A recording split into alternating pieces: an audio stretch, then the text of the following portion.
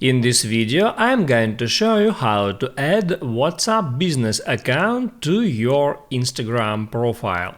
That is quite simple and easy to do, so let's begin. And first, open up Instagram application and then hit at your profile picture.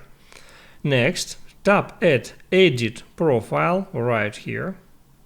And there you have to find contact option and hit on email phone address just next to contact options.